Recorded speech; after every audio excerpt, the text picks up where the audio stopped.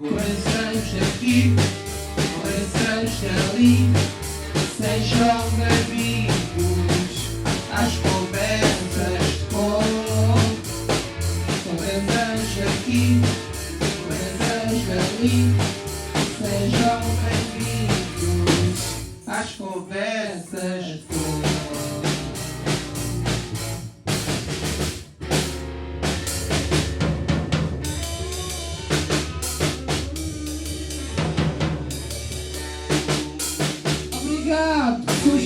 Obrigado, pessoal.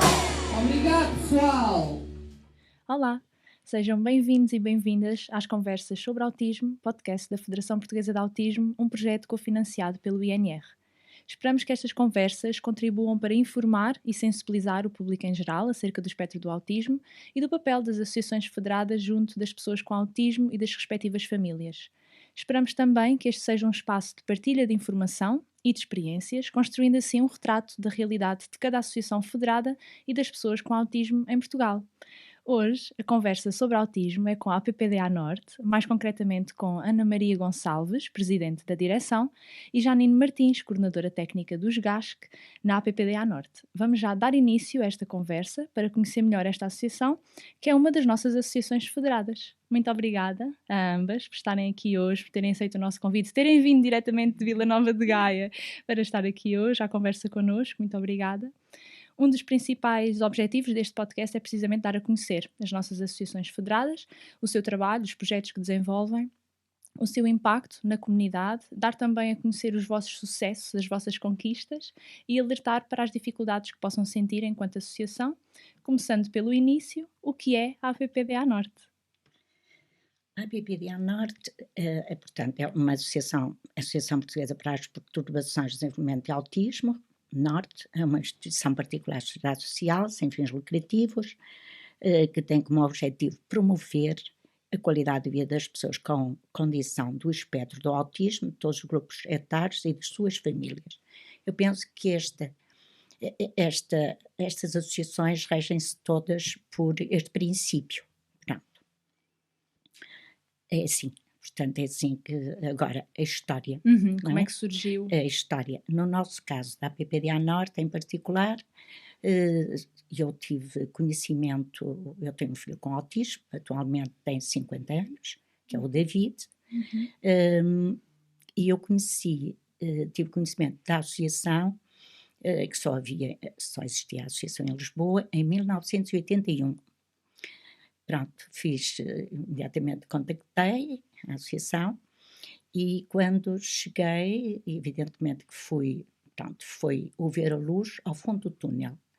Portanto, havia já todo um trabalho feito muito importante e que eu, portanto, agarrei nele e um dos pais fundadores, que era o Dr. Almeida Gonçalves, e que me receberam, e outros pais também, naquela altura também fundadores, que hoje penso que já não existem até, que me acarinharam muito e me incentivaram porque havia uma necessidade muito grande de criar uma delegação.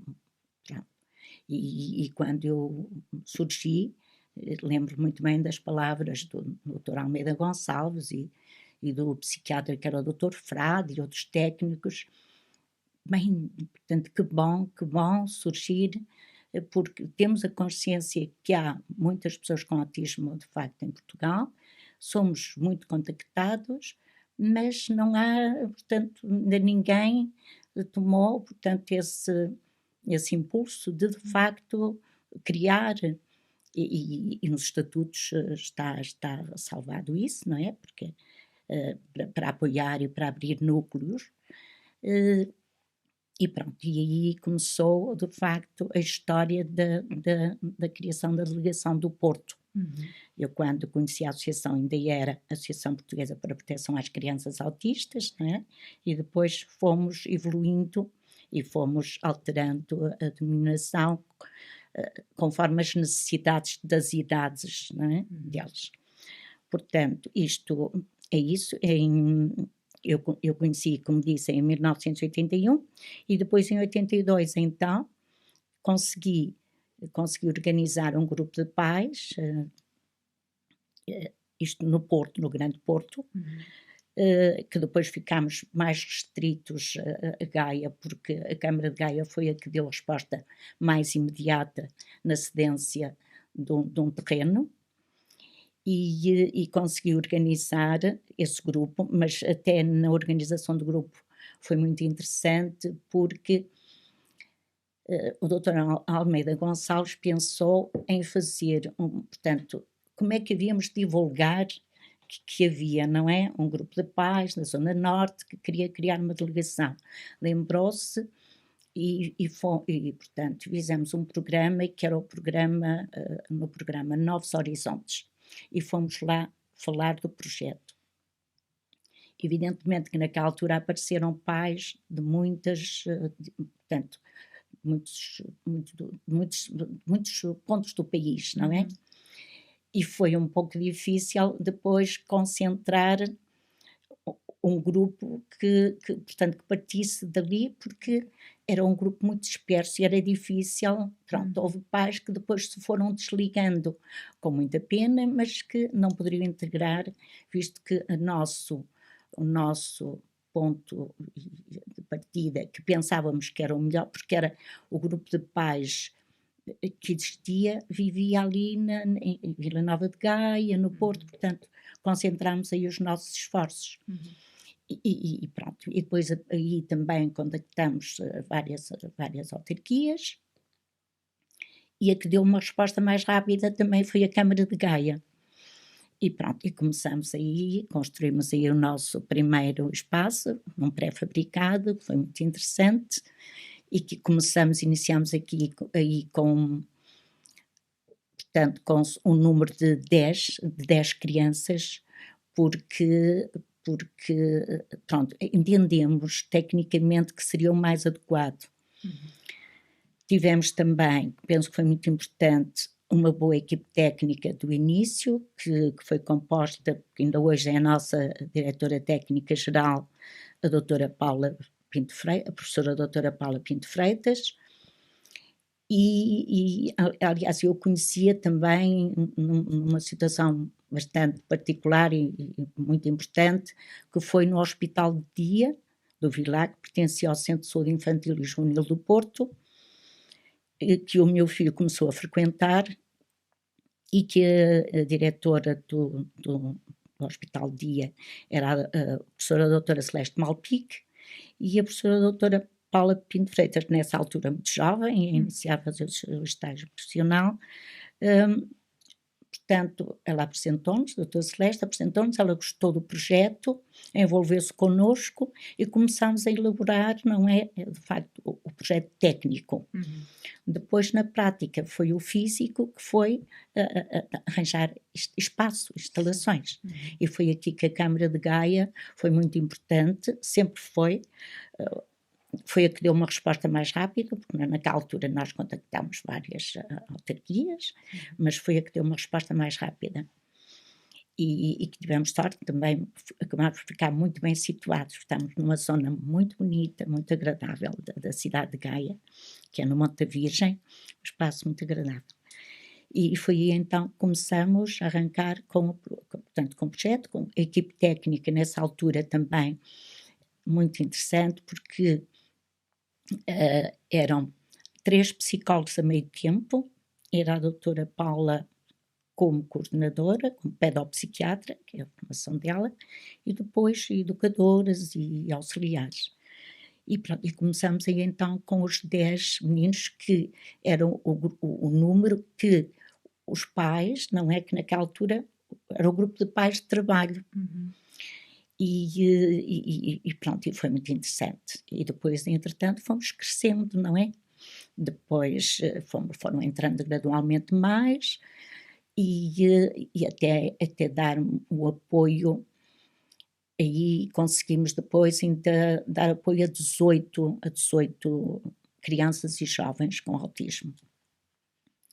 Entretanto, também, evidentemente que neste percurso foram muito importantes as entidades particulares, não é?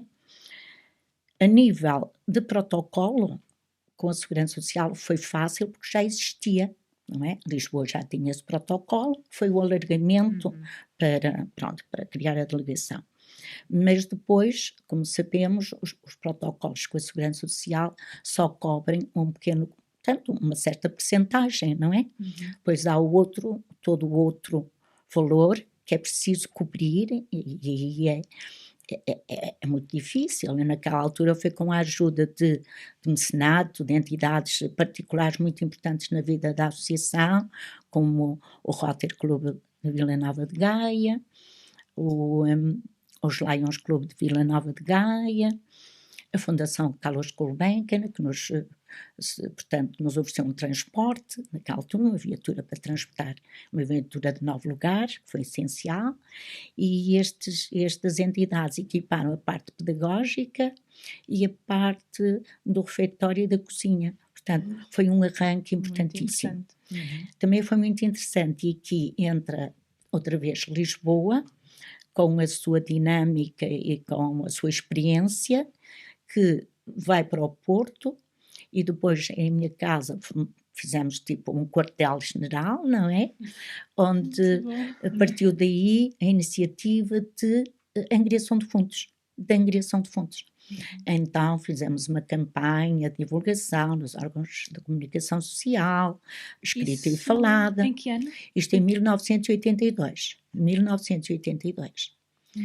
Começamos aí e pronto, e depois portanto, conseguimos angariar fundos de forma a que pudéssemos comprar um pré-fabricado, o que foi extraordinário. E pronto, e conseguimos, e construímos, portanto, implementamos o pré-fabricado e então começamos aí o nosso trabalho. Neste pré-fabricado, que até há pouco tempo funcionava, ainda com 18 utentes, portanto, a nível de... Ele começou por ser o Centro-Dia de Monte Virgem e depois passou a ser um CAU. E, entretanto, aí começou a alargar também a resposta porque a doutora Paula, portanto, com a sua equipe técnica, quer dizer, portanto, com psicólogos, não é? Uma equipa multidisciplinar, psicólogos, terapeutas, também como fazia diagnóstico precoce, começou a alargar para as crianças mais pequenas, não é? E foi muito, muito interessante, portanto, todo este percurso, não é? Foi um crescimento lento, mas que tentamos sempre ser um crescimento com qualidade, não é? Com uma intervenção muito cuidada, muito direcionada, e como mãe posso dizê-lo, que sempre o que me fascinou foi o trabalho de equipa que existia, porque eu estava habituada numa outra consulta que eu fazia antes da associação existir, e que às vezes o meu filho tinha que ser avaliado, ou por um psiquiatra, ou por um psicólogo, eles tratavam-me com uma certa frieza, punham-nos um pouco à distância. Na associação, não. O trabalho foi totalmente diferente, envolveram-nos na equipa. A família tinha que ser ouvida, tinha que ser muito respeitada, porque a família é que tinha a experiência, conhecia o seu filho, não é? O seu filho, neste caso, filho ou filha, não é? Dentro do sexo. Portanto, era muito respeitada, muito acarinhada. E isso foi extraordinariamente interessante. E criou raízes de tal forma que posso lhe dizer que a nossa metodologia de trabalho, hoje em dia, ainda é assente nestes princípios. Portanto, a família é sempre envolvida no projeto do seu filho, na avaliação e na continuidade. Todas as crianças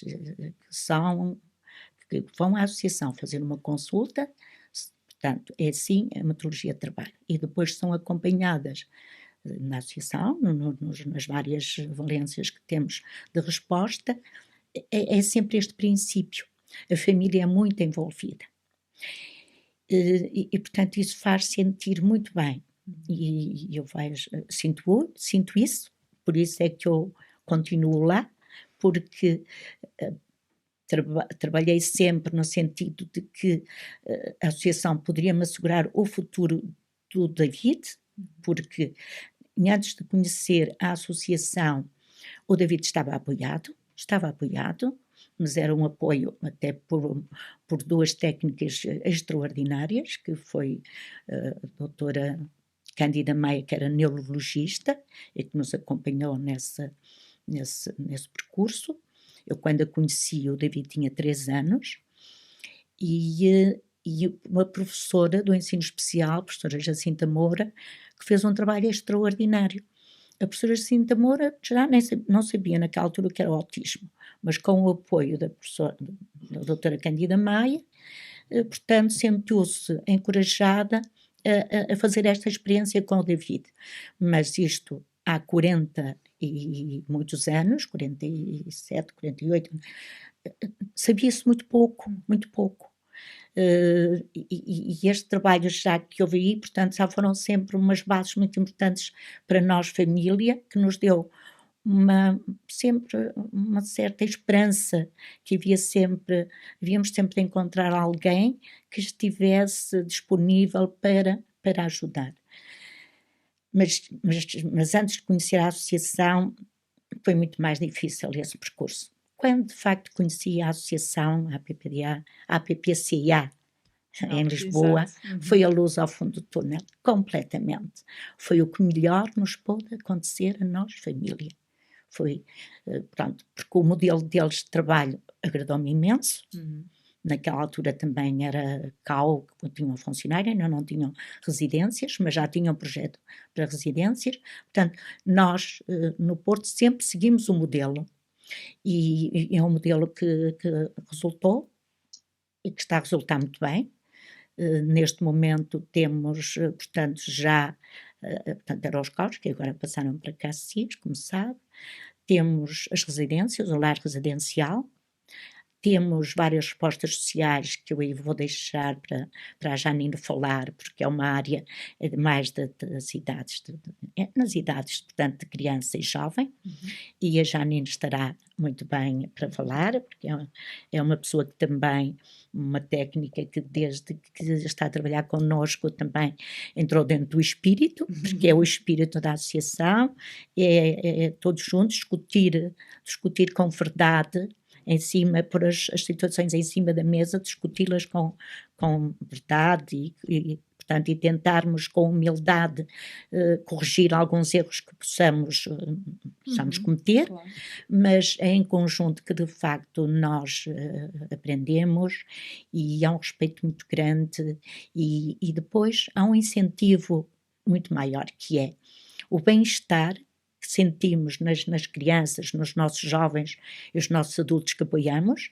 Sentimos que eles estão bem, que lhes estamos a dar a qualidade de vida que eles precisam, e a respeitá-los como pessoas, não é? Com as suas características, que é o seu autismo, que é uma situação aí que, não é? Que é o tal respeito pela pessoa, quer dizer, nós... E depois isso transmite-se, penso eu, para as famílias, essa segurança e essa, portanto, como eu dizer, portanto, o modelo que se aplica, os pais aplicam, não é? Aplicam depois em casa, e sentem que se alguma coisa não está bem, podem recorrer ao técnico, e tem ali o técnico para o ajudar, para orientar, em momentos de crise, não é? Eu vejo o meu filho, tem 50 anos, e eu ainda continuo a prestar muita associação, acho que cada vez mais, não é? Porque as faixas etárias das pessoas, portanto... E com o crescimento e por exemplo, eu vejo o meu filho com a idade que tem, com muita medicação que tem que tomar naturalmente para controlar alguns comportamentos que não são muito adequados, que não estão bem, para o ajudar também ele próprio ter uma vida mais equilibrada.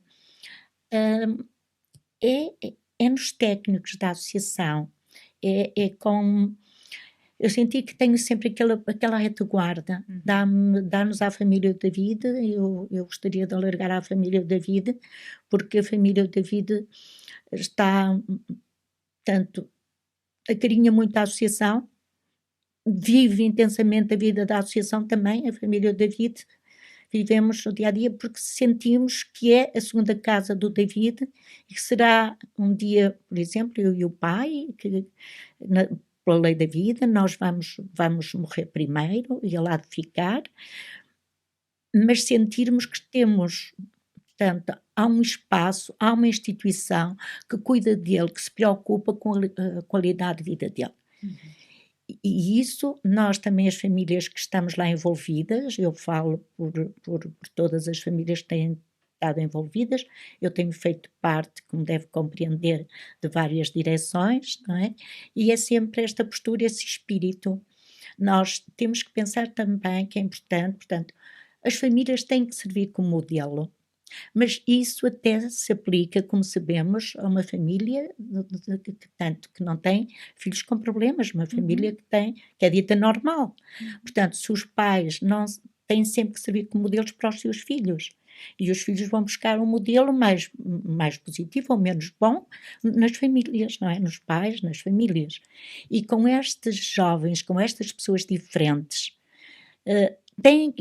as famílias têm que pensar que são muito importantes, que não podem pensar que são os técnicos só que têm a responsabilidade ou de corrigir comportamentos ou de arcar com responsabilidades desta situação ou daquela, porque se não nos unirmos e nós não servirmos primeiro como modelo, depois não podemos exigir aos técnicos aquilo que a família não consegue fazer.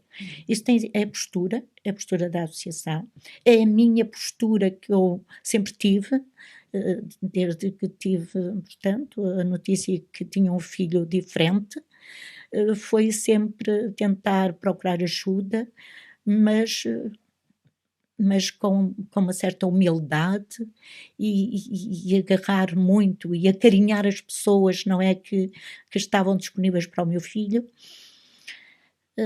para de facto, para depois nos podermos completar em termos de trabalho, não é? Para surtir efeito depois no nosso filho. E penso, como digo, é um modelo que nós trouxemos e que eu como elemento da direção e como, pronto, sou um elemento ativo na associação, faço questão disso também, porque penso que posso ajudar e tento muito acarinhar a equipe técnica, porque nós sem eles, a associação não poderia existir, nenhuma associação existiria. Claro, e tem que ser sempre um trabalho de parceria, não é? É isso que estava a referir, que é muito importante. Muito importante. Os pais são parceiros, a família é parceira, os técnicos são parceiros. É muito bom. E pronto, isso dá-nos uma tranquilidade, sabe? Eu penso... Cria-se aquele elo de ligação forte. E de comunidade. De comunidade também. De comunidade, que depois é alargado, depois fazemos parte de uma comunidade. Exato. É mesmo assim. E até a própria comunidade, nós também temos de estar atentos e termos cuidado, porque nós também servimos de modelo para a comunidade. É? Porque a comunidade está atenta ao trabalho que desenvolvemos, não só para incentivarmos e acarinharmos as entidades que nos apoiam, não é? Claro. Mas também para um simples pessoa que vive, um vizinho, não é? Se vir comportamentos incorretos naqueles técnicos ou naquela família, ele depois também não vai saber, se calhar, como ajudar, ou então vai dizer, mas afinal é assim que se cuida, é assim que se trata. Achar que aquele é o modelo. Temos que ter muito cuidado com essa ideia que se passa para fora. Temos essa responsabilidade, claro, como instituição, primeiro como família, porque eu ponho sempre a família à frente, não é? Porque nada existe sem uma família, porque, não é? Estas crianças nascem de uma família e depois ainda para mim, que é muito importante, como eu costumo dizer, quando foi, portanto, dado o diagnóstico do meu filho foi diagnosticado com autismo, tinha 2 anos. E depois, não é? Depois, pronto, nós Portanto, a notícia, depois entranharmos, depois aceitarmos, e depois há aquele todo percurso. E depois eu tinha uma filha mais velha, não é? Pronto. E também me preocupei com a filha mais velha, porque eu pensava, ora bem, ninguém pede para nascer, não há ninguém que peça para nascer. Portanto, o filho que é diferente não pediu para nascer, a filha que é dita normal não pede para nascer, pois há todo um cuidado que temos que ter, não é?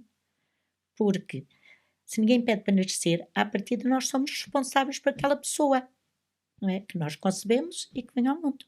Somos responsáveis. O dito normal é acompanhá-lo dentro das suas naturais necessidades, felizmente, se for uma pessoa dita normal, faz um percurso, felizmente bem e pronto, não é? E depois tem o outro, que é diferente. Esse tem que ser acompanhado de uma forma diferente.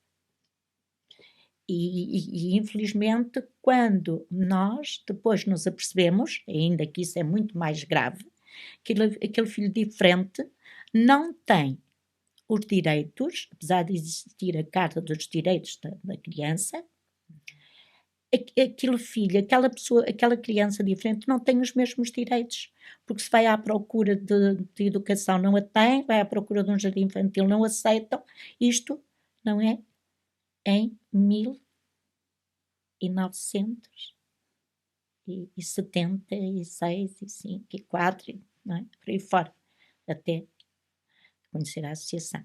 Portanto, foi um percurso muito difícil e muito doloroso. Eu sentir que afinal a minha filha tinha todas as condições que precisava para seguir um percurso que ela quisesse, a nível de Tinha direito a tudo. Tudo, não é? tinha direito a tudo. E o sistema estava preparado para lhe dar tudo aquilo que ela... E o meu filho diferente, não tinha direito, não existia. O próprio Estado não estava pensado para ele, não tinha respostas para ele. E, portanto, isto é tudo muito doloroso, é muito, muito complicado. É por isso que depois, quando estas associações, não é, são criadas, e bem dita a hora, por isso eu tenho um grande carinho e admiração pelos fundadores da APPDA, neste momento é a APPDA, tenho um grande carinho, uma grande admiração, e também serviram como modelo para mim. Eu fui buscar modelo a eles. Ter conhecido a associação foi uma riqueza muito grande, a todos os níveis, porque eu também nunca tinha estado muito em contacto com crianças como o meu filho. Não tinha tido essa possibilidade, essa oportunidade. E cheguei à associação, vi crianças com comportamentos. Eu pensava que o meu filho era, de facto, ele era considerado um autismo severo, e eu pensava que não havia caso pior que o meu filho, não é, em termos de comportamento. E quando cheguei à associação vi casos mais leves que o meu filho, felizmente, mas vi outros iguais, vi outros piores, e depois ouvir as famílias, ouvir aqueles pais, que foi muito bom. Foi o melhor que nos pôde acontecer. Não houve formação, não houve técnicos, não houve médicos que nos ensinassem aquilo que aqueles pais nos ensinaram. E que a instituição depois nos ensinou e que nós agarramos com muito carinho. Deve ter sido aquela sensação de não estou sozinho. Perfeitamente, mas é isso mesmo, é quando eu final, cheguei à associação e o meu marido, quando saímos, dissemos, mas afinal, tantas famílias que existem como nós, pronto. E depois isto leva-nos, não é? Hoje, eu se calhar aqui estou a atropelar-me um bocadinho em termos de informação, mas é o que eu estou a sentir, Claro. sabe? Eu estou a falar com a minha vivência e a minha experiência. É o que se pretende. Pronto, depois foi o crescer, não é? O crescer, a necessidade do futuro, assegurar o futuro da vida, o presente e depois o futuro. Mas depois há uma altura, por exemplo, em que eu, como elemento ativo na associação, me sinto muito frustrada, que é não acompanhar as necessidades que é necessário. Portanto, nós temos uma grande lista de espera. E como é que as entidades responsáveis, porque, não é? As entidades responsáveis, O Ministério da Solidariedade, muito bem, é ativo, portanto, pronto, temos um acordo de cooperação, funciona bem, mas mesmo assim, isto é a minha opinião, não devia de ser só aqueles 60% ou 65% que eles participam. No meu entender, o Ministério devia de assumir na totalidade, em parceria com o Ministério da Saúde e com o Ministério da Educação. Eu não quero dizer que o Ministério da Solidariedade, portanto, não é? E do Trabalho, que tivesse que assumir na sua totalidade, portanto, o caso destas pessoas diferentes. E apoiar as instituições, não. Penso que devia de haver uma parceria estreita, que foi isso que nós sempre sentimos e que agora estamos a sentir cada vez mais com outros casos que eu posso expor mais à frente, que era a parceria do Ministério da Educação e o Ministério da Saúde, porque aqui entra a saúde mental e que às vezes nós tivemos uma experiência há pouco tempo que com um utente nosso, que ficamos muito preocupados porque onde está a saúde mental? Como é que ela funciona? Não funciona bem. Infelizmente, não funciona bem. Porque tivemos necessidade de recorrer a um hospital psiquiátrico por um caso de um utente e o hospital não conseguiu dar a resposta devida necessária àquele nosso jovem. Tivemos que fazer um trabalho muito de retaguarda, muito e muito persistente e muito, pronto, porque eles não souberam lidar com a situação. Aí está, eu penso que ainda não estão preparados. E isto não pode acontecer no século XXI. Isto não pode acontecer. Quando meu filho tinha, não é? 3 anos, 4 anos, 5 anos, 6 anos, eu ia aceitando. Mas conforme os tempos vão passando, e eu fico um bocadinho zangada até. Fico zangada. Posso lhe dizer, fico muito zangada. Claro. E quando é possível sempre exteriorizar esta minha frustração e esta minha tristeza das entidades competentes, responsáveis, que têm responsabilidade, não é? Porque isto é um cidadão com os seus direitos e que as pessoas de facto se esquecem muito, não é? E que há a Carta dos Direitos da Pessoa com Autismo, que a leiam. Ela está, nós temos no nosso site, todas as sugestões estão. Esses responsáveis, em vez de perder tempo com algumas atitudes não menos corretas, que se dediquem a ler, a pensar nos direitos que estas pessoas têm. E porque, de facto, para mim, mãe, não é? Uma pessoa com autismo, sinto-me zangada, revoltada, porque se eu não tivesse feito este percurso, se eu não tivesse feito este trabalho, como era o futuro do meu filho? Como seria? Onde é que ele se encaixava? Quem é que estava? Como é que o Estado não está preparado para receber estas pessoas? Apoiam as instituições, mas o apoio que dão não chega, já sabemos que não chega, não é suficiente. E depois aí está, ainda temos esse trabalho, as instituições ainda têm esse trabalho acrescido, que é criar receitas. Não é? E os tempos vão passando e nós sentimos que o mecenato está a diminuir, porque de facto as instituições também são muito mais, e as pessoas dividem-se. Há amigos que nós temos, que nos têm acompanhado, o caso do Rotary Club, os Lions, pronto, a Fundação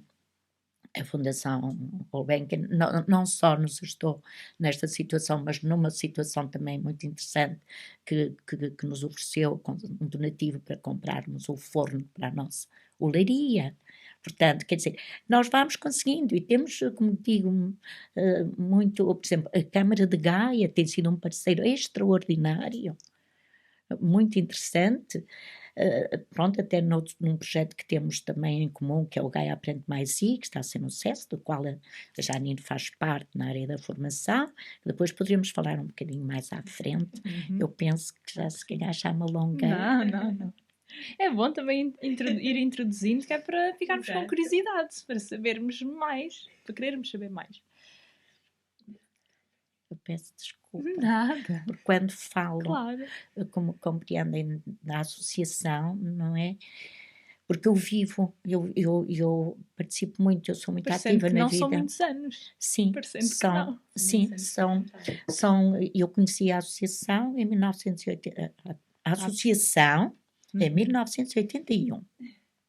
Portanto, e depois comecei o meu trabalho, quando cheguei ao Porto, comecei logo um trabalho de dinâmica, De organizar. de organizar. Lembro muito bem, aquilo que fiz foi angriar fundos para enviar para Lisboa, uma verba, porque Lisboa está, aquilo que eu estou a dizer hoje, já naquela altura, não é? E muito mais naquela altura, também tinham problemas económicos. Uhum. Então eu cheguei ao Porto, organizei um grupo e angriei fundos para enviar para a associação. Pronto, isto é uma vida, portanto, muito vivida, muito sentida, não é? E peço desculpa se estou a tomar. Nada. Ora essa. Pois não, Patrícia? Patrícia, Estamos a gostar tanto de a ouvir.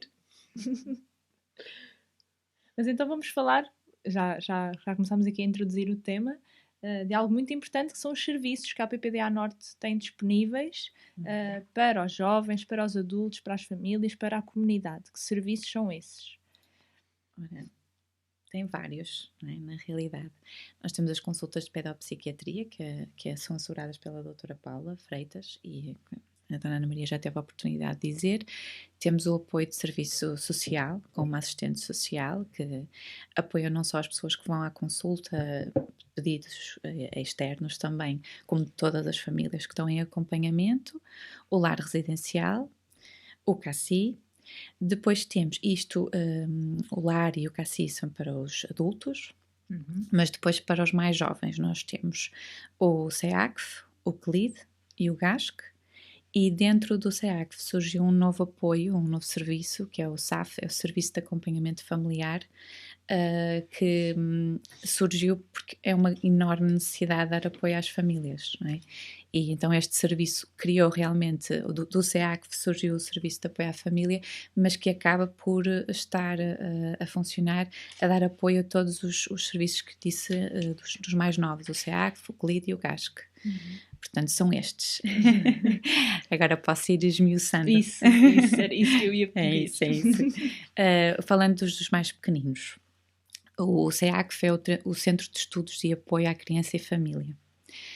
E é a nossa resposta social, que é apoiada pela Segurança Social, acompanha meninos dos 0 aos 6 anos de idade. E a respectiva família, não é? E fazem todo o trabalho, desde o diagnóstico à avaliação, perceber qual é o perfil desenvolvimental da criança e depois delinear então um plano de intervenção. Como a dona Ana Maria disse, e é mesmo a nossa prática em todos os serviços, é sempre feito com a família, não é? E a família é aqui vista como um coterapeuta e também como a pessoa que vai ter, como um coterapeuta, que tem imensa responsabilidade, mas também uma pessoa que vive, uma família que vive os problemas daquela criança, não é? As dificuldades daquela criança muito intensamente e que traz também depois muitos problemas para a própria família, porque é uma realidade que é difícil de aceitar. Até eu acho que muito pelo que a dona Ana Maria estava a dizer, de não, parece que não há direitos. Há, mas depois parece que não há, e as respostas são sempre não, e infelizmente E difíceis. o que a dona Ana Maria está a dizer eu acho que está melhor hoje em dia, mas não está assim tão diferente, porque há muitas portas que se fecham de creches, de ATLs, de escolas. Embora eu sinta sinceramente que cada vez isto tem sido diferente e tenho trabalhado com escolas fabulosas e professores fabulosos. Mas é importante alertar Sim, para mas as pessoas existe. que não trabalham Sim. nesta área, que há muitas escolas públicas Sim, que existe, sim. que fecham portas. Ainda existe, é gritante, com a nova legislação, não sei como é que isso continua a acontecer, mas existe. Portanto, isto para não fugir, eu também sofro do mesmo problema, mas então este serviço apoio, apanha aqui as famílias num início, não é? Num 0 aos 6, as famílias estão muito ainda num processo de luta, não é? Aqui, e ainda sabem pouco ainda também de como se orientar, e então surgiu este apoio aos pais, que é direcionado para quê? Suporte psicológico às famílias, um apoio seja individual ou mesmo de casal, mas depois também fazem formações em diversas temáticas que normalmente são sugeridas pelos próprios pais, eles fazem uma seleção e também fazem grupos de encontro de pais e acho que é uma mais-valia, é um serviço gratuito, por isso é uma coisa que é ótimo, porque hoje em dia nós sabemos, não é, qualquer intervenção deste género é caríssima e os pais, para darem tudo aos filhos, põem-se um bocadinho de parte, mas na realidade eles têm que estar bem para conseguir este tempo que dedicam a si, não é um tempo desperdiçado, é um tempo de enorme importância, porque eles realmente têm que estar bem para conseguir avançar. Há pouco não disse que neste serviço tem as 3 áreas que normalmente estão representadas, que é a psicologia, indo muito ao encontro do desenvolvimento, da estimulação do desenvolvimento através do floor time, terapia da fala e terapia ocupacional, indo pela vertente também da integração sensorial. Pronto, é isto. E depois temos outro serviço também individual, isto são tudo serviços com intervenção individual. Que é o CLID, que é o Centro Local de Intervenção no Desenvolvimento, é muito semelhante em termos de visão de intervenção e a prática que desenvolve, muito semelhante ao CEACF, mas surge porque há vagas limitadas no CEACF, aliás há em todas, mas nós temos um volume tão grande de procura que, para dar resposta a estas famílias que nos procuram e procuravam e continuam a procurar, desde 2011 que se criou esta resposta, com as mesmas valências, psicologia, terapia da fala e terapia ocupacional, e com um custo mais baixo, não é? Porque realmente é caro. Muitas vezes é preciso ser intensivo, é preciso haver mais do que uma área envolvida, e é difícil os pais muitas vezes conseguirem corresponder a isso e têm muitas vezes que abdicar de coisas, e assim é uma forma da instituição dar resposta a uma procura que existe, a um valor um bocadinho mais acessível, e trabalhar para aquilo que é a nossa missão, não é? Que é dar qualidade de vida às crianças, aos jovens e às famílias que nos procuram. E o CLID surge muito daí, na mesma perspectiva muito voltada para o desenvolvimento da criança, as mesmas áreas a trabalhar, e também a família como coterapeuta e como o elemento-chave neste trabalho que se faz com as crianças. Muito aquilo que a Dona Ana Maria também estava há pouco a dizer. E depois, para os mais novos, ainda temos então o GASC, que é o Grupos para Autonomia e Socialização em Contexto, que será aquele que eu me vou sentir um bocadinho mais à vontade de explicar, que é um serviço um bocadinho diferente porque é em grupo. Em grupo e em contexto, ou seja, a nossa intenção com este serviço, nós acompanhamos meninos dos 6 aos 18, por isso é aqui uma faixa grande. E a nossa intenção, o nosso objetivo é preparar estas crianças, estes jovens para a vida adulta, seja esse percurso, o percurso que for. Pronto. Porque nós temos todos consciência, não é, de que no autismo nós estamos a falar de muitas... como em tudo, porque nós somos todos diferentes. Pronto. À partida porque, é certo. E era uma seca se não fosse assim. Eu costumo dizer isso, não é? Se nós fôssemos todos, gostássemos todos de amarelo e fizéssemos todos igual, era uma seca, portanto. Mas falando agora mais a sério, a realidade é que nós temos no serviço jovens que se calhar vão conseguir entrar numa faculdade e fazer um curso e ter aqui um nível de autonomia alto, mas temos outros que não estando nesse nível de autonomia vão ter, por exemplo, um emprego protegido. Outros, se calhar, vão conseguir apenas fazer algo como uma ocupação. E outros, se calhar, vão precisar só de estar numa aposta mais de qualidade de vida e manter as necessidades mais... mantê-los felizes, não é? Com bem-estar. Não indo muito mais para aí, para além. A questão é que, seja o que for, não é? A nossa intenção é dar a estes jovens as ferramentas para atingirem o seu potencial máximo e também para descobrirem quais são os seus interesses, do que é que gostam, como todos nós fazemos, não é? E eu acho que tem esse objetivo. E pegando um bocadinho naquilo que há pouco a Dona Ana Maria disse, eu acho que se houvesse maior investimento neste tipo tanto no individual como também neste e noutros que existem, se houvesse mais investimento aqui, provavelmente não iam gastar tanto, pensando em dinheiro, porque é este o dialeto, não é? Não iam gastar tanto no futuro, porque efetivamente nós temos jovens que têm total capacidade de trabalhar, se calhar não num horário completo, mas num part-time. É menos dinheiro que no futuro vão ter que investir. Se pensássemos assim, não é? Mas não existe tanto esse pensamento. Eu acho que vai chegar um dia, pelo menos eu sou otimista. Mas então, voltando ao GASC, qual é o nosso objetivo? É promover a autonomia e a funcionalidade em diferentes áreas, seja a comunicação e a linguagem, a interação e a socialização, comportamento e regulação emocional, o desenvolvimento motor, as atividades de vida diária. O foco é esse.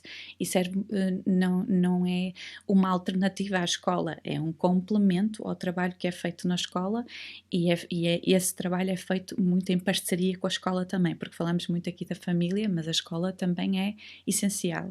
E tenho, felizmente, conseguido trabalhar com escolas muitíssimo bem e tenho muito boas experiências. É claro que às vezes não corre tão bem, mas a maioria não tem sido por aí, até porque o GASC também é visto exatamente neste sentido, como um complemento. Nós não estamos a trabalhar o mesmo que estão a fazer lá, mas conseguimos dar continuidade de uma forma prática àquilo que está a ser feito na escola, damos continuidade no concreto, não é? Se estão, por exemplo, a trabalhar matemática, nós conseguimos depois pegar no que estão nesses conhecimentos e aplicar na prática. Portanto, para não me perder, a intervenção em grupo já falei, os objetivos da nossa intervenção é de diversificar ao máximo os contextos em que as sessões ocorrem. Então, o que fazemos, e por exemplo, nas sessões nós vamos realmente ao supermercado e normalmente a linha é, falando do supermercado, acho que é um bom exemplo, é fazer exatamente aquilo que nós todos fazemos quando vamos a um supermercado. Fazemos a lista de compras, ou melhor, vemos a receita, fazemos a lista de compras com base na receita, vamos à cozinha, que temos uma cozinha no edifício, ver o que é que existe, o que não existe temos que pôr na lista para comprar e daí vamos ao supermercado, tudo o que é suposto fazer num supermercado, comprar só o que está na lista, que é sempre um problema, e na sessão seguinte, eles têm que confeccionar aquilo que fizeram. Geralmente, o que fazem é vendido depois através da nossa banquinha, que agora virou takeaway por causa do Covid, que é a colher do pasteleiro, foram eles que deram o nome, e o dinheiro que eles ganham com isso, depois nós fazemos volta e meia uma sessão em que eles podem escolher. Por exemplo, podem ir ao café e comer o que quiserem, podem ir ao bowling, eles é que se decidem. Portanto, é este o esquema. Quem diz isso diz andar na rua para depois fazer o carregamento andante e apanhar um transporte público, por exemplo, um autocarro ou um metro. A mesma coisa com tarefas domésticas. Nós temos o Frank, que é a nossa mascote, ele é muito desarrumado, então é preciso tratar da casa. Tem que fazer a cama, arrumar o quarto, etc, etc. Tudo isto que eu estou aqui a dizer numa fase inicial é autonomia, é a pessoa cuidar dela própria, mas também podem ser profissões no futuro. A horta também é uma delas, e por isso o que nós vamos vendo é à medida que eles vão crescendo, porque numa fase inicial até fazemos muito por brincadeira, já chegámos a fazer o teatro da Branca de Neve, por exemplo, para limpar a casa fizemos um teatro com a Branca de Neve, pronto, fazemos assim em brincadeira. Com o tempo, à medida que eles vão ficando crescidos, já exigimos outra perfeição, porque realmente pode ser, e as tarefas domésticas, por exemplo, é uma surpresa, porque eles adoram. Eu já costumo dizer, eu vou-vos contratar para ir lá à minha casa que eu tenho muita coisa para fazer. Porque realmente adoram, porque e faz sentido, que são muitos dos meninos que temos lá gostam das coisas muito estruturadas e organizadas, não todos, mas uma grande parte. E é o que isso é, não é? As tarefas domésticas seguem ali uma ordem e aquilo acaba por ser prazeroso até. E tem um resultado visível. Sim. E também este sentido de pertença também. Tentamos estimular um bocadinho isso, não é? São eles que organizam as festas deles, são eles que preparam os lanches para os pais, esta própria, o vender algo que fizeram e terem dinheiro e depois irem sair com os amigos, que são os amigos do GASC. Isso é importante e nós cultivamos realmente isso. Pronto, isto falando então na dinâmica do serviço, em termos de organização da intervenção, há um plano de intervenção individual, tal como existe nos outros serviços, que é feito também em conjunto com a família. E depois, o que acontece é que, estando nós em grupo, depois fazemos sempre um plano mensal de atividades que são pensadas para o grande grupo, mas depois, individualmente, vamos trabalhando aquilo que for necessário e que ficou acordado com a família. E também, quando pensamos nos grupos e quando formamos os grupos, obviamente que eles não existem grupos com meninos todos iguais, não é? Porque isso não existe sequer, mas tentamos formar os grupos de maneira a que as áreas que vamos trabalhar ou aquilo que pretendemos trabalhar para aquele grupo seja mais ou menos similar, não é? Para conseguirmos pensar as atividades nesse sentido. Depois, os grupos são organizados, não, são de 4 a 5 meninos, e nós somos 3 técnicas, uma terapeuta ocupacional, uma terapeuta da fala e eu, que sou técnica superior de educação, não é? Estou mais com a vertente educativa. E acho que disse tudo. Acho que sim. Esqueci-me há pouco, falei por alto da questão da escola. Tentamos fazer realmente este trabalho muito próximo com a escola e não ser só momentos de reuniões formais. Normalmente trocamos sempre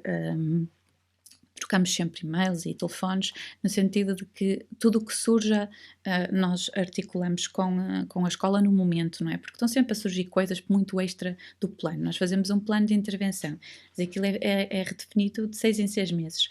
Nos 6 meses muita coisa acontece, não é? E então o que nós tentamos fazer com a escola é realmente haver aqui uma coisa fluida com a família também, mesmo, por exemplo, mandar os planos das atividades que eles vêm fazer, mandamos mensalmente, ir perguntando através do WhatsApp, que hoje em dia, não é? É uma coisa perfeitamente difundida, se está tudo bem, se não está, trocar aqui algumas estratégias que possam estar a ser usadas, alguns desafios que possam estar a surgir, que às vezes até nos permite antecipar, não é? Situações de crise, por exemplo, e haver esta proximidade, não só na relação com a família, que isso temos, até porque falamos com os pais diariamente, mas com a escola também. E pronto, em relação ao GASC, tenho dito. E tem mais, já foram bastante, mais algum serviço disponível? Portanto, os serviços que nós temos a funcionar, não é? São 3 são protocolados, claro. que é o CASI, o Lar Residencial e o SIAC. Portanto, que é na idade de diagnóstico e intervenção precoce. Depois temos estes 2, que a Janine falou, que é o CLID e o GASC, aí não conseguimos protocolo. Pronto, a justificação deles, das entidades, neste caso da Segurança Social, é que eles estão em idade escolar e têm a inclusão na escola. Portanto, como nós sabemos, infelizmente, a inclusão na escola nem sempre funciona bem. Quer dizer, é muito importante, e eu defendo isso porque o meu filho não teve essa possibilidade. Portanto, tudo que é integração nas escolas, jardins infantis, tudo, eu acho muitíssimo importante e é um direito também que eles têm. Mas sabemos que depois a escola não tem pessoal, nem técnico, nem auxiliar, que possa acompanhar as pessoas diferentes, não é? Neste caso, as pessoas com autismo, que requer, portanto, uma certa atenção, também gostam de ter tudo muito estruturado e perdem-se com muita facilidade, não é? O sentido de espaço eles perdem. Portanto, isso, na escola, o que as famílias dizem é que, de facto, não resulta. Pronto, é bom, é importante. Alguns podem tirar algum proveito mediante também as suas capacidades, porque nós sabemos que há vários graus de autismo. Pronto, aqueles têm mais dificuldade, então é que não funciona mesmo. E nós resolvemos criar estes serviços que, para a associação, posso lhe dizer que é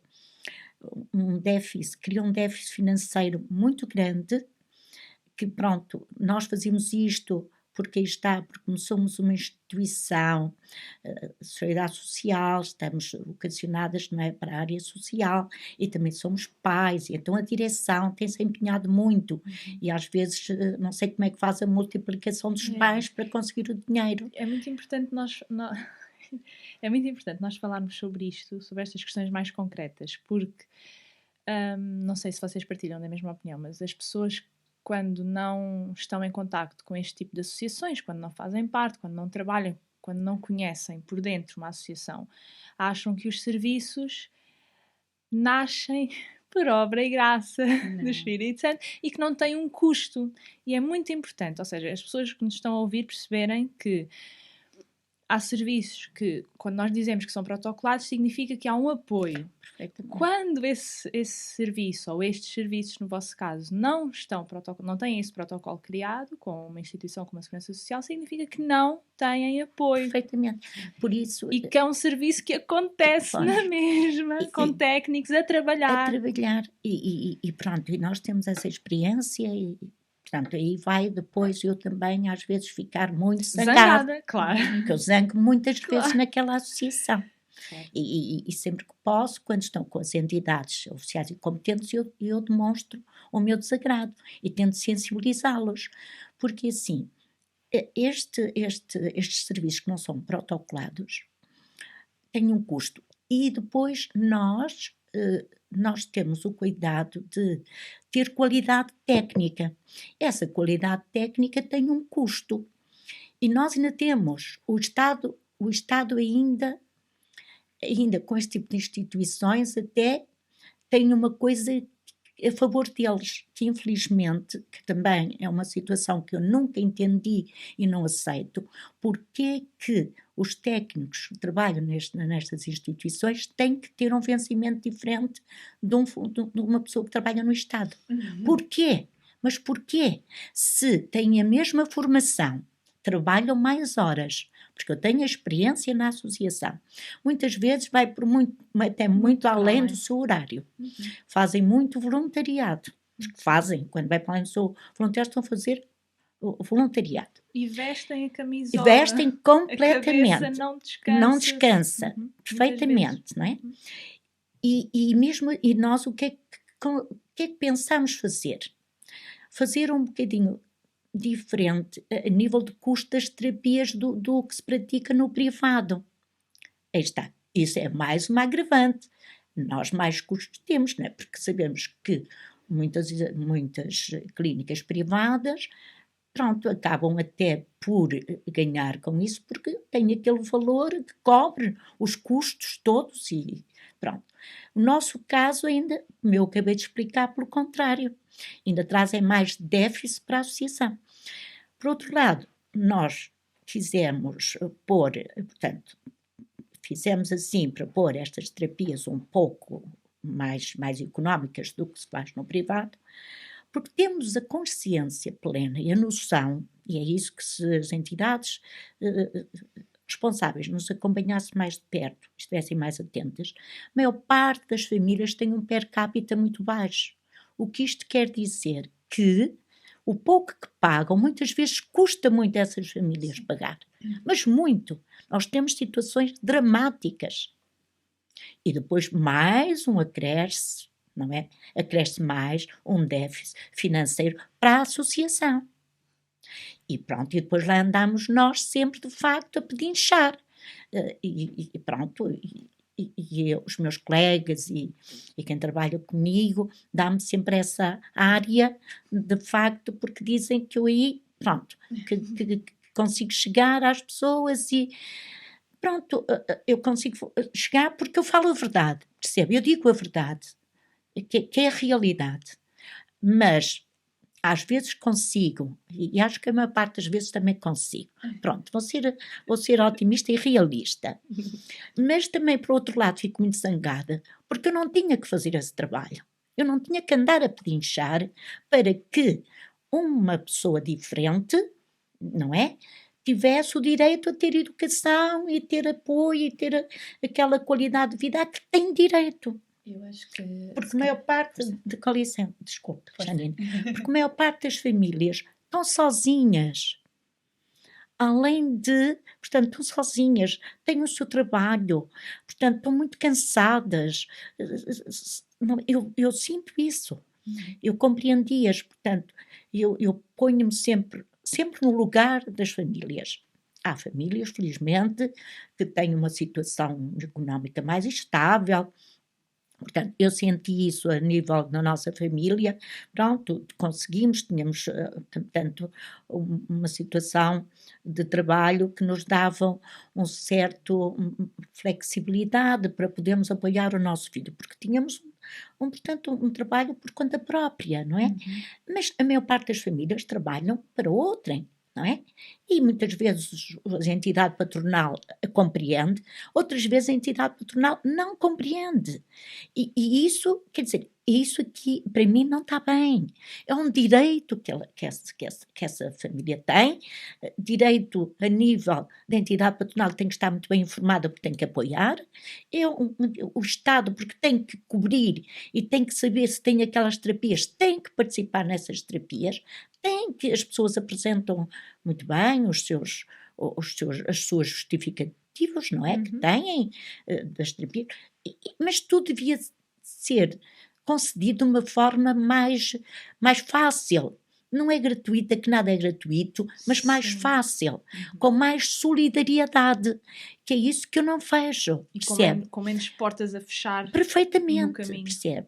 E que para nós, instituições, é muito pesado. Sim. Portanto, é muito pesado, é muito difícil. Pronto, nós temos, está, de facto, pessoas muito boas, pessoas, entidades particulares, que nos ajudam muito, que fazem o seu mecenato e muitas... Aqui sim, aqui as famílias podem fazê-lo, porque eu faço isso e sempre tive bom resultado. É sensibilizarmos também os nossos amigos, e às vezes temos amigos maravilhosos que nos surpreendem. As pessoas não podem ter aí um bocadinho de vergonha ou de se acanharem, não. Falem naturalmente o seu problema com os seus amigos, com os seus vizinhos, com a comunidade onde está inserida, porque normalmente tem bons resultados. Eu tive sempre este percurso e a esse nível eu tive sempre bons resultados. Só que de uma forma, depois, assim, o bolo também não pode ser assim tão grande, não é? Há limites, não é? Mas acho que todos, de facto, se remarmos também um bocadinho, torna-se tudo mais fácil. Claro. É por isso que eu gosto muito de envolver as famílias também, e estou sempre que há reuniões de família com a direção, eu tenho sempre esse cuidado de sensibilizar, porque para as famílias saberem também como se podem um bocadinho mexer. Pronto, e era isto que eu gostaria de dizer sobre esta parte financeira muito complicada e muito difícil para gerirmos a associação. É muito, muito difícil. Sim, eu a seguir ia fazer a pergunta da qual a maior dificuldade que sentem enquanto associação, mas acho que a resposta... Penso que dei, não é, Patrícia? Penso e não que é dei. uma dificuldade Concorda pequena. comigo, Patrícia? Concorda? Logo para a pergunta foi logo... Sem perguntas, já viste? Isto é uma telepatia. Porque vivemos, não é? Isso, claro. Vivemos o mesmo problema, não é? De uma forma ou de outra vivemos o mesmo problema, temos o mesmo problema em comum e, portanto, falamos a mesma linguagem. Quando é assim, tudo se torna mais fácil. Evidentemente que, pronto, há aqui outras, não sei, eu gostaria de abordar outros projetos. Era isso que eu ia perguntar. Pois, logo em seguida, lá Queres está. perguntar tu, Patrícia? Que projetos nacionais e internacionais têm desenvolvido e que projetos estão para desenvolver que queiram divulgar? Muito bem. Pronto. E sim, nós temos um projeto que estamos inseridos, que é muitíssimo interessante, que é, portanto, em parceria com a Câmara de Gaia. Gostava outra vez de referir e reforçar até que a Câmara Municipal de Vila Nova de Gaia, desde a nossa fundação, tem sido um parceiro ativo. E parceiro ativo, está sempre a acompanhar-nos muito de perto, tem sempre, pronto, muito bons técnicos, muitos bons variadores. Eu não estou a dizer isso de uma forma gratuita, nem porque eu sou uma pessoa muito verdadeira e as pessoas que me conhecem sabem. Eu digo isto porque é mesmo verdade e acompanham de uma forma muito solidária, muito interessada, até com carinho e amizade em todos os projetos que temos em comum. Por exemplo, temos então o tal, é um projeto, mas que é um programa, que é o Gaia Aprende Mais I, onde temos uma parceria muito interessante, da qual a Janine faz parte na área da formação, portanto a técnicos e às famílias, e temos então na área da música, onde neste momento temos 3 técnicos no ativo na música, a tempo inteiro neste projeto, portanto que dá... Portanto, estamos a trabalhar com várias unidades, não é, de autismo. Nas escolas. Nas escolas, não é? Nas unidades do primeiro e segundo ciclo. Isso no caso da musicoterapia. Da musicoterapia é no primeiro e segundo ciclo. E que temos, portanto, e temos estes 3 técnicos. O apoio é multideficiência.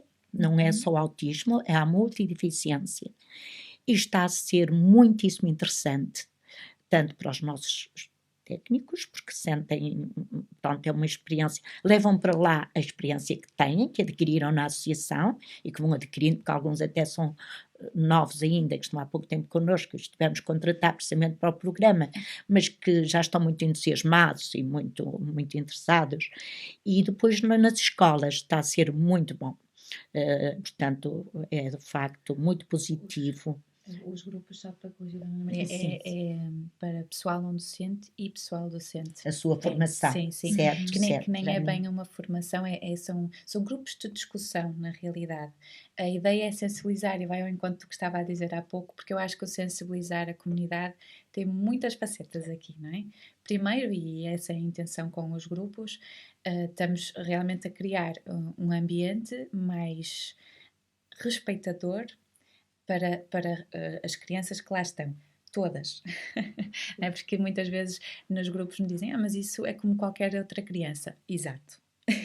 Não é? Há muitas coisas que não, claro que há especificidades, mas acho que todos ganhamos em parar um bocadinho e olhar para a pessoa que nós temos ao nosso lado e não lhe pôr um rótulo e querer conhecê-la, não é? Porque há muito isso, há muito, cada vez há menos, mas o nosso primeiro impacto quando não conhecemos é pôr o rótulo e pronto. E não é assim que funciona com nada, e também não é assim que funciona na perturbação do espectro do autismo. Então os grupos são muito o desconstruir e descomplicar o que é a perturbação do espectro do autismo e que estratégias é que nós podemos recorrer, de uma forma muito geral, obviamente, para que certas coisas não aconteçam ou para conseguir resolver certos problemas que possam surgir, mas muito mais na prevenção, muito mais no compreender, para não existir a reação de rejeição àquela pessoa só porque o comportamento pode ser um bocadinho mais desadequado. Que, na verdade, quando é esmiuçado, tem uma razão de ser e nós percebendo, já não é tão desadequado assim, porque muitos nós fazemos muitas daquelas coisas, só temos um bocadinho aquele filtro de não fazer tanto ou não fazer à frente dos outros, não é? Certas coisas assim não é? E, portanto, esses grupos são nesse sentido. E acho que têm surtido um bom efeito, pelo menos a reação tem sido muito boa e tem pedido mais, por isso acho que sim, mas acho que também esta sensibilização para a comunidade, neste caso é a comunidade escolar, mas as pessoas que lá estão, não é? Têm uma vida para além, também permite que se perceba um bocadinho melhor qual é o nosso trabalho. Por isso ajuda na escola, mas ajuda fora da escola também. Ajuda aos pais não serem tão, às vezes, como nós vínhamos até a conversar, tão massacrados com comentários desajustados às vezes, não é? É mal criado, é isto ou é aquilo. Por isso acho que ajuda aqui muita coisa e a nível financeiro eu acredito que também haja aqui depois outra predisposição para ajudar a causa, não é? Seja, assim, e sim, eu acho que sim. O efeito multiplicador, não é? Porque eu acho que às vezes não se entende muito bem qual é o trabalho que estamos a fazer. E se nós nos fecharmos, então não se percebe de todo. Então ninguém ajuda uma causa que não entende, não é? Eu costumo dar um exemplo, porque eu acho que é um bom exemplo, que foi com a festa do Halloween. Nós fazemos festa do Halloween no GASC e no início, a primeira vez que fizemos, fomos mesmo bater às portas, claro, não é? E pedir doces. E ninguém nos abria a porta. E nós tivemos que fazer a festa na mesma, mas ninguém nos abria a porta. E o ano a seguir eu pensei, não, vamos lá resolver este problema. Só na nossa rua, não é? Só na nossa rua. Então fizemos um folheto em conjunto, escrevemos quem éramos, o que é que íamos fazer, etc, etc. O que é que esperávamos. O que é certo é que no ano a seguir meia dúzia de portas se abriram.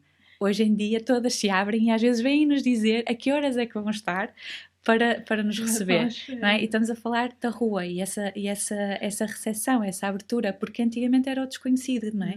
Era quase abrir a porta a medo de, o que é que vai acontecer? Não vai acontecer nada, são crianças a pedir doces, vão fazer uma festa quando virem os doces e fazem quando não há.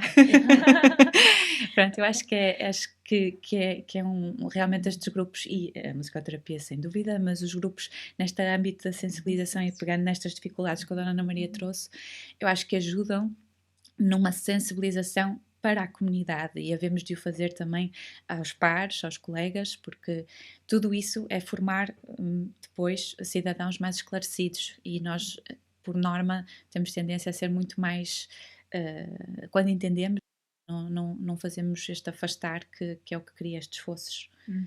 Já me alonguei, não é? Não, é muito bem. Completou completamente. Janine. Portanto, isso é nesse projeto, não é? Também temos o Bandas Cordas, que é muito interessante, que foi pensado na APPDA Norte. O nosso técnico da música, que é muito criativo, que é o professor Júlio Santos, pensou, não é? Ele também está desde o início connosco, portanto conhece muito bem os utentes e assim, e ele mesmo é uma pessoa muito criativa, é muito interessante. E pensou criar, que era muito mais fácil, pronto, para os jovens, tocar o mandolim, portanto, o mandolim só com uma corda. E ele não está cá para falar em pormenor, eu também não me vou alongar, porque essa parte técnica eu não sei que criou o mandolim com uma corda. E então, candidatamos ao BPI Capacitar e fomos contemplados. A partir daí, pronto, construímos os bandolins, foi só arranjar quem executasse os bandolins, já conseguimos, e depois pareceu-nos interessante convidar outras instituições, por isso, para fazer parte deste grupo. E então chamámos-lhe Bandas Cordas e tem como parceiros a APPA-CDM de Gaia e a CERCI Gaia, e que tem sido muito interessante, porque agora com a pandemia interrompeu-se, o que foi de facto uma tristeza, até porque os nossos meninos e meninas também ficaram muito tristes porque não entendiam porque é que não poderiam fazer aquela atividade que lhes dava tanto gosto. E as outras instituições sentiram o mesmo. Mas, portanto, vamos agora retomar e portanto, somos convidados para várias situações, eventos que fazemos também internos e externos, e acho que é muito interessante este projeto também. Vale bem a pena. Vale a pena. Aliás, todas as pessoas que vão assistir a um concerto ficam maravilhadas. Que bom.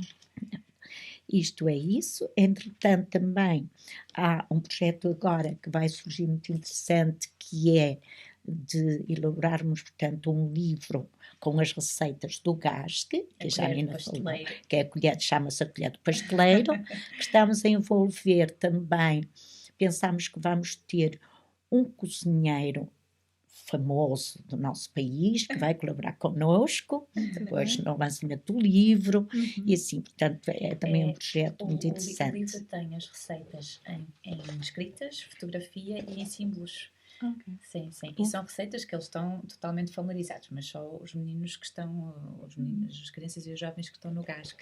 Por isso, eu acho que vai ser engraçado. Já contactamos com uma editora. Quem é esse chefe de cozinha? Para já temos os nossos chefes de cozinha que são impecáveis. Mas eu estou a referir mesmo Sim, de quem será, não é? famoso. Não é? Vamos ver. Ou é a ou os. Pois, exato. Entretanto, evidentemente que depois temos aqueles projetos que são inerentes ao crescimento da instituição, que são obrigatórios, que é criar mais CRIs, mais lares residenciais, porque se temos muitos, portanto, nós na associação apoiamos pessoas com vários, portanto, graus de autismo, como falamos, e há pessoas que conseguem depois adquirir, se calhar, uma vida autónoma, alguma autonomia, e muito bem, mas há outros que vão precisar da retaguarda deste tipo de instituição para toda a vida. E, portanto, a nossa urgência é mesmo criarmos mais portanto, CRIs e lares residenciais e outras respostas que dê continuidade, porque só assim faz sentido nós termos trabalhado tantos anos para depois interromper-se assim. Não pode ser, porque nós neste momento, por exemplo, temos para o caso, aliás, o CRI, peço desculpa, o bocado disse CRI, não é CRI, o CRI foi outro, o CRI é Centros de Intervenção, portanto, para a inclusão, recursos para a inclusão, que também já fizemos parte, fizemos 2 anos e temos, por isso é que eu estou com o CRI, porque o CRI também me marcou depois, foi muito bom enquanto decorreu, foram 2 anos, mas teve que acabar de uma forma muito desagradável, porque a DREN resolveu não continuar porque o nosso CRI estava a trazer custos que eles não estavam a prever, porque nós, na verdade, enquanto correu o CRI, nós tínhamos uma forma, portanto, uma metodologia de trabalho muito vocacionada para a criança com autismo, não é? E nós apoiámos as unidades de autismo. Naquela altura apoiávamos à volta de 110 crianças, e estava a ser muitíssimo interessante, só que tínhamos 11 técnicos no terreno e uma coordenadora, e aí a DREN não aceitou, porque eram muitos custos. A DREN não se preocupou em saber o resultado do trabalho que estava a acontecer com aquelas crianças e que as famílias estavam a gostar imenso. Ela só se preocupou que o nosso CRI estava a ficar muito caro e, portanto, não poderia continuar. E nós também não pudemos assumir sozinhos, porque não poderíamos, não é? E nas condições em que eles nos queriam impor o CRI, nós também não aceitamos. Porque tínhamos uma coordenadora, tínhamos a diretora técnica geral, a doutora Paula, que tem a sua metodologia de trabalho muito interventiva, muito individualizada e muito interessante, e depois toda a outra equipe técnica, que era psicólogos, terapeutas da fala, terapeutas ocupacionais.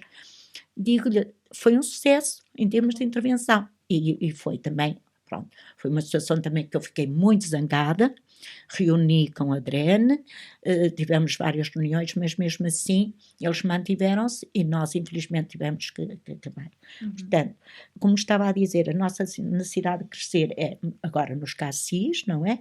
E no lar residencial. Precisávamos urgentemente de construir mais lares residenciais e mais CACIs, porque nós temos uma lista de espera de 161 pessoas. 161 pessoas mesmo, mas portanto... Efetivas.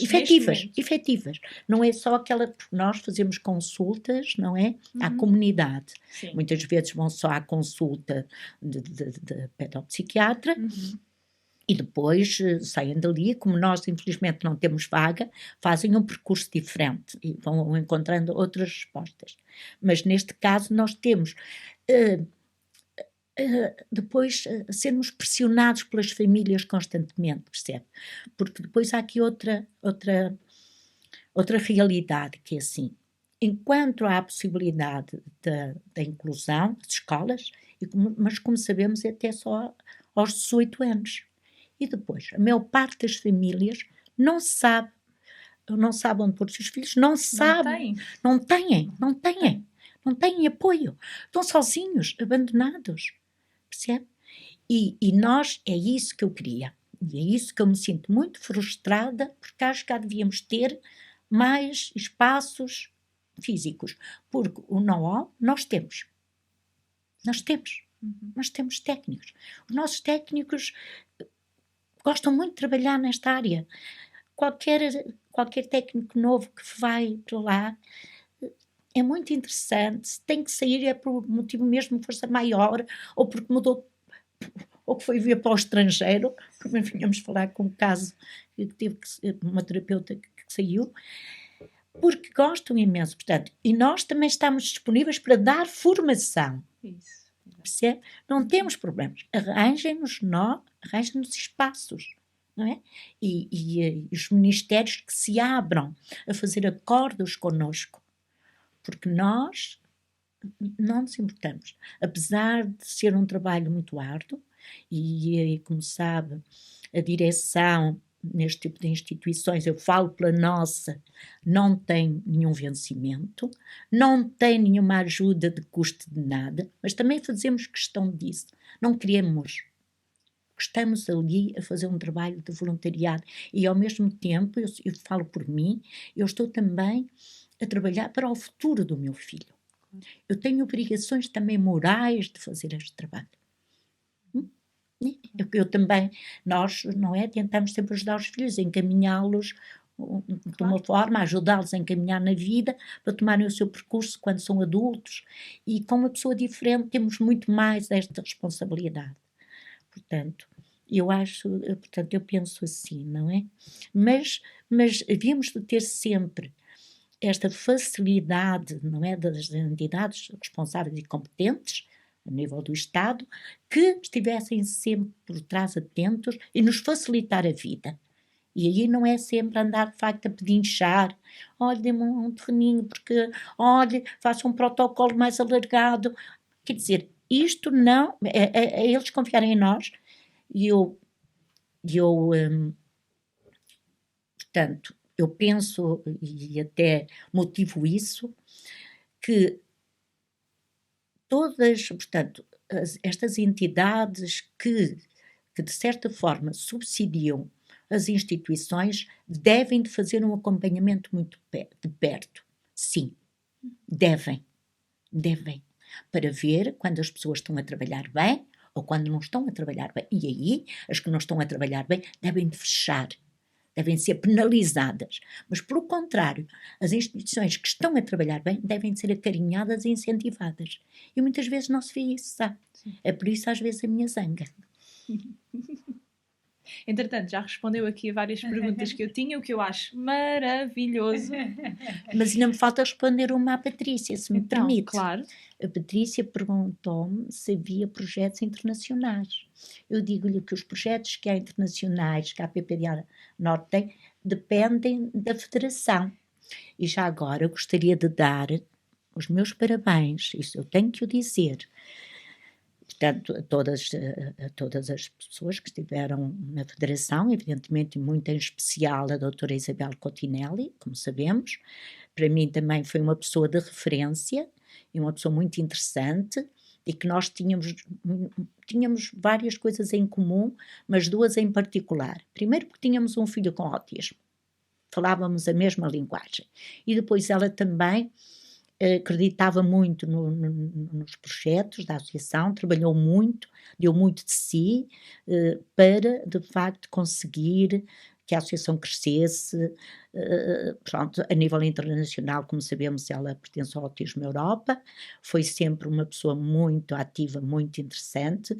Pronto, é uma mãe e uma sócia, uma mulher que eu admirei e também me serviu como modelo em algumas situações.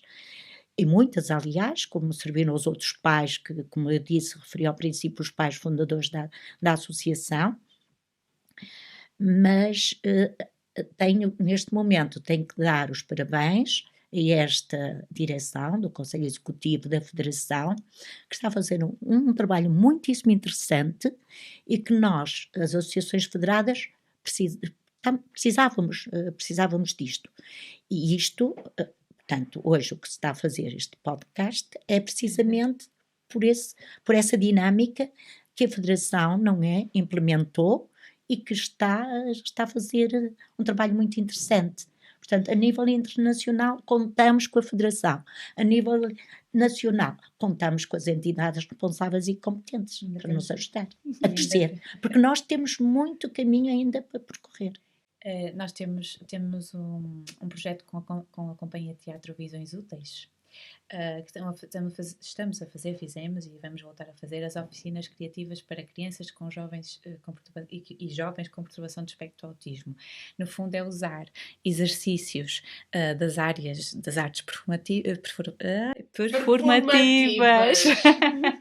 para trabalhar dificuldades, não é? Nomeadamente ao nível da interação, da socialização nas pessoas com esta perturbação.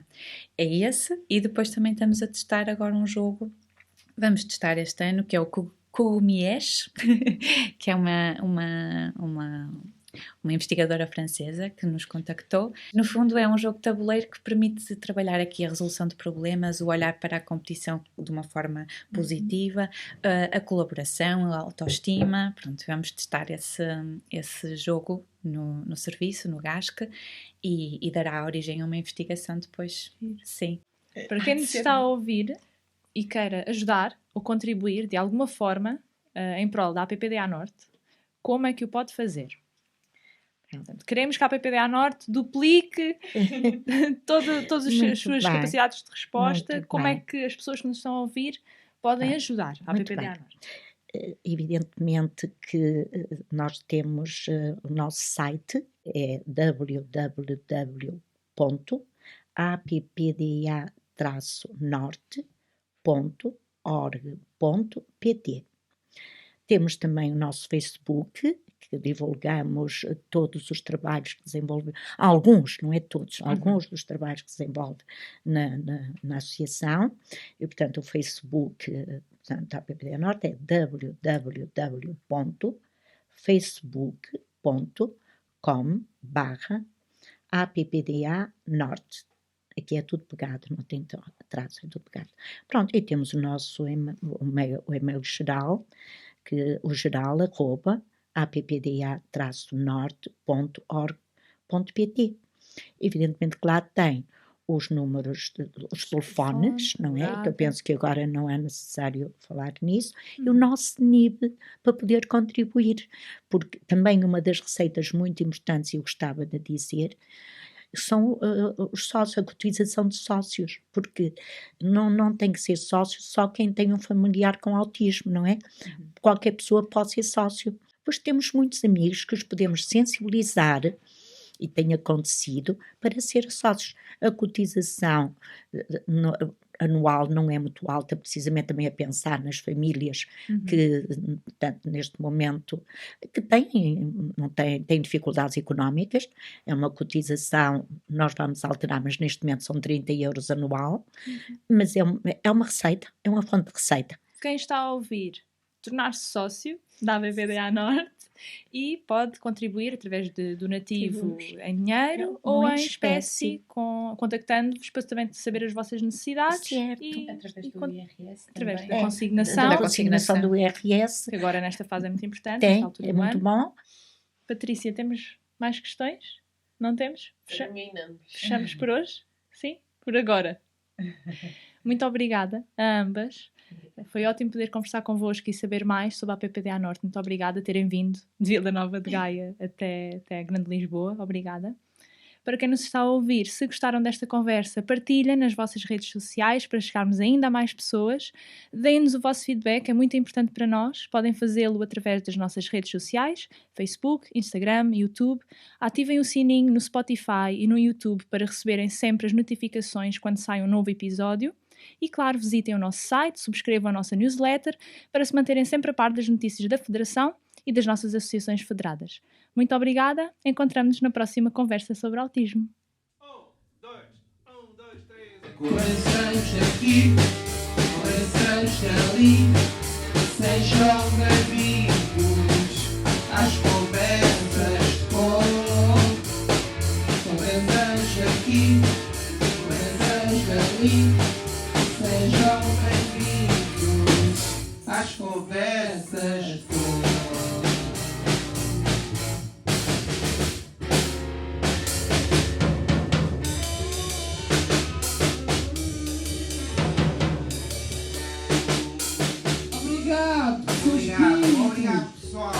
Obrigado, pessoal!